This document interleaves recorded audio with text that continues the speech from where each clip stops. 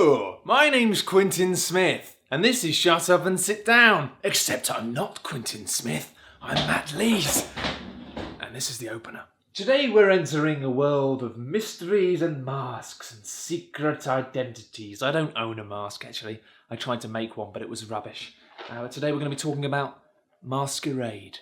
Inside the box you'll find a bunch of things, including loads of beautifully designed character cards, plenty of gold and bronze and silver coins to collect and hopefully storm away and win with, a beautifully drawn bank thing, and loads of other bits and bobs. You've got about 14 different characters in the game, but everybody has the same aim. Get 13 gold coins and you've won the game. And there are a bunch of different ways you can get money. If you're the bishop, then you can activate your power to gain 2 gold from the richest player. Ha ha ha! Oh, religion, money. If you're the queen, then you can get 2 gold just out of thin air, magical. And if you're the king, you can get 3 gold out of thin air, magical +1. However, if you're, let's just say, the witch, then you can swap your entire fortune with the fortune of another player using dark magic to piss on somebody else's bonfire. At the start of the game, everybody is dealt a different character. And you all try and memorise who everyone is. There's one that goes in the middle as well. Huzzah, mix it up. However, this is a complete waste of time because after you've memorised vaguely who everyone is, they all get flipped over, and for the first 4 turns of the game, you have no choice but to swap the card in front of you with the card of somebody else. After this has happened, everything is a mess, and nobody is entirely sure who's who. Why is that? Because the swaps that occur don't occur like I just showed you they did. Oh, that's right. I'm one deceptive Mother Hubbard indeed. The swaps in Masquerade all occur underneath the table. Now that we're underneath the table, things start to get complex indeed, because what I can do is take the 2 cards that I've decided to swap and swap them around without anyone else seeing. And then I can choose to give the person I've taken the card from their card back if I want to bluff them, or I can choose to simply swap what they've got for what I've got.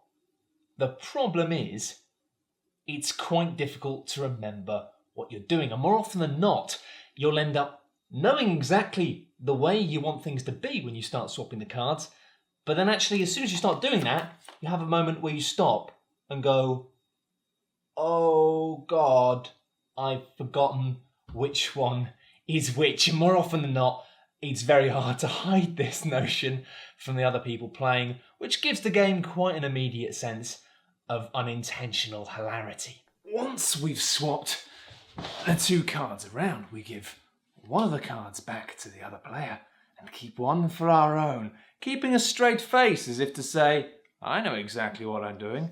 You slide them back across the table. But the horrible thing about Masquerade is, even though you always have the option to choose when you swap which card you want to keep, you are never allowed to look at what card you've got without using your turn to do so. Because every turn you can do one of 3 things. You can choose to peek and actually have a look at what you've got in front of you, just so you can go, or you can swap your card with anybody other card from around the table, or you can activate what you've got.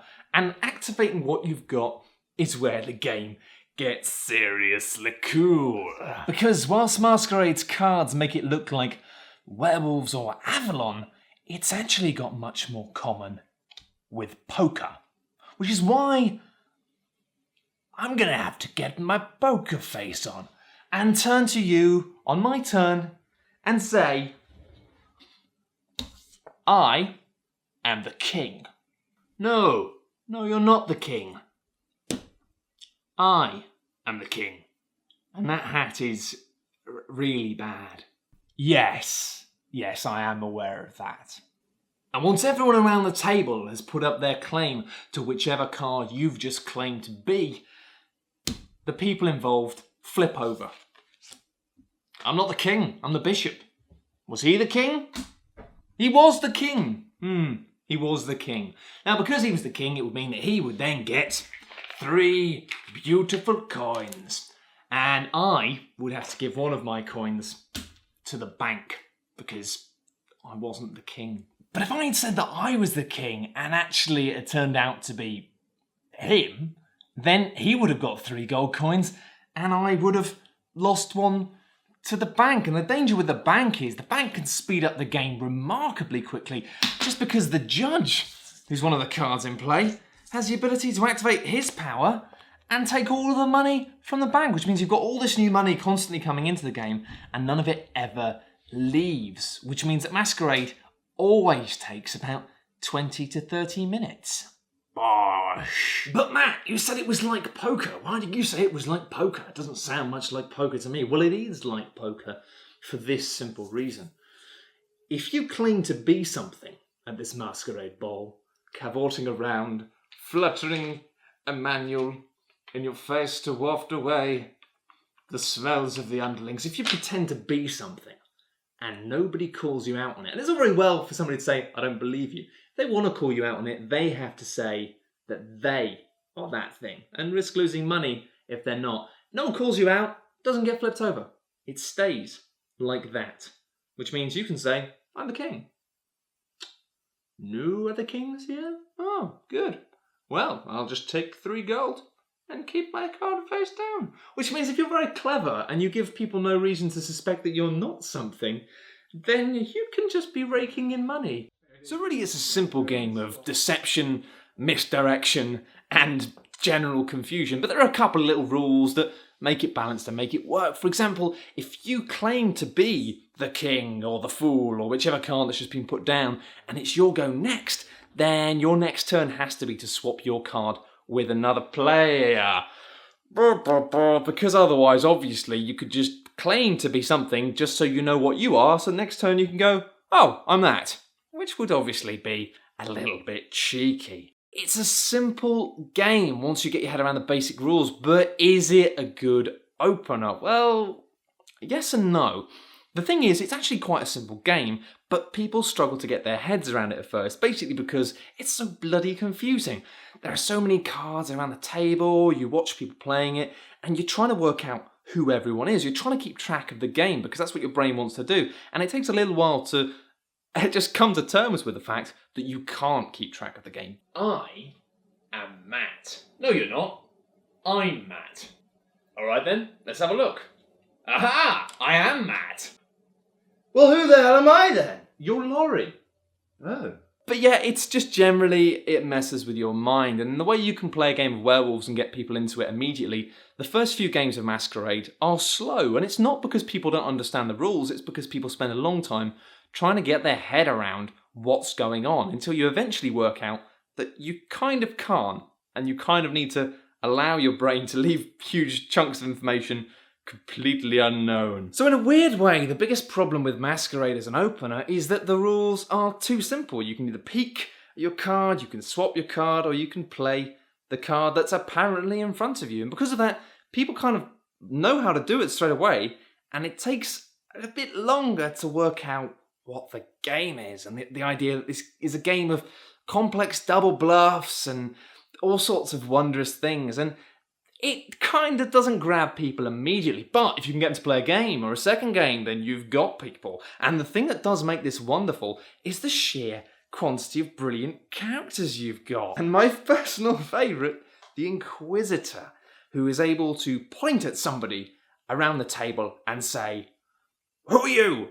And then they have to guess. And if they get it wrong, they have to give you 4 gold. But if they get it right, they don't. Oh, it's the Inquisitor. What do you want? Who are you? I'm, the king? No, you're not. Now I'm going to kill you. It's fun. The final thing I will say as Masquerade's quality as a game to try and get people who don't play that many games involved is the lack of knowledge really does make it a beautiful leveler. And the fact that I've played enough games to go into this knowing that I've got some great strategies I could use. I could take the cheat, for example, pretend to be something else until I have more than 10 gold, and then bang, I know I'm the cheat, swap it over. I mean, somebody might swap in the meantime, and that's the problem. It's the fact that you can go in with better strategies, but it doesn't help because there is always this element of the unknown. People can take your cards, and they're going to swap them under the table.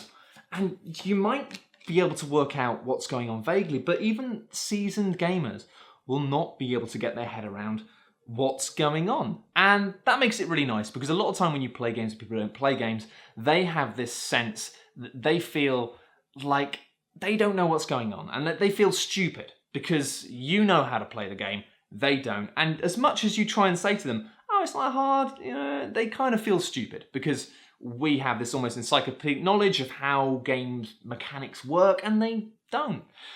What's nice about this is you'll quickly realise that you know as little about what's going on as they do. Now that we've got that out of the way, let's get extravagant with some delightfully cheesy twists. This recipe is one of the easiest ways in the world that you can make everyone you know think that you are El Capitan fancy bastard. Now, first things first, you want to put your hand in a bag of flour, then remember you don't need the flour yet, just do that.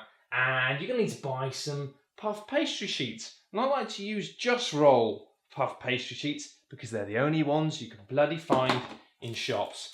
Let some of that defrost for a little while, and then just roly-poly out Parmesan, cheese of the gods. Just do that a bit, I guess. I don't even know what side of the grate. The graters have like 4 sides, and I swear nobody actually knows what this one does. Get your Parmesan, and lightly kind of get it all vaguely to one half of the thing. Next up, what we're going to do is just take some mustard powder and just a bit of mustard powder in there as well. Now, you don't have to add mustard powder to this, but I mean, you don't have to get out of bed every morning, but you do that, don't you? So why don't you just sort your life out, eh? But no, you can also add Marmite or this gentleman's paste or something that's got anchovies, or actually just some anchovies, but nothing too oily, otherwise you're gonna have trouble. Just trust me, you're gonna have trouble. Next up, easy peasy. All you gotta do is just fold that in half.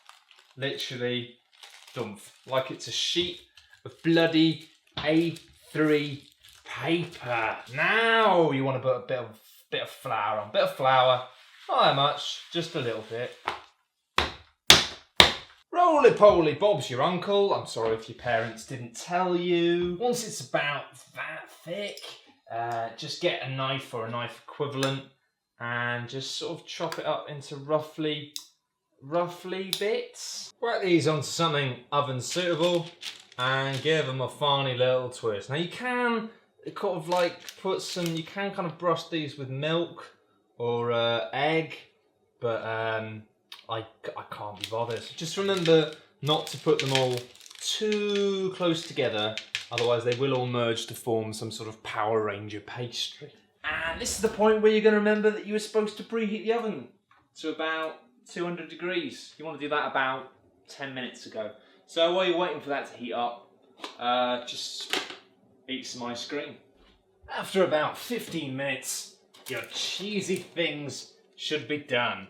And there you have a delightful mug of homemade cheesy twist things, warm out of the oven. And these are wonderfully served with a glass of fancy white wine. And no fancy party would be complete without a pyramid of Kinder Surprise. Oh, with these culturally confused messages, you are really spoiling us, Ambassador. Kinders, Kinder eggs, come to me. And that's it for this month's opener. Cheesy things, wine, and a lovely game. Although I wouldn't recommend eating Kinder eggs and cheesy things and wine at the same time. And in fact, if you do have any masks, you could just wear masks. That might be more relevant than Kinder eggs. But thanks very much for watching. See you next time. Bye!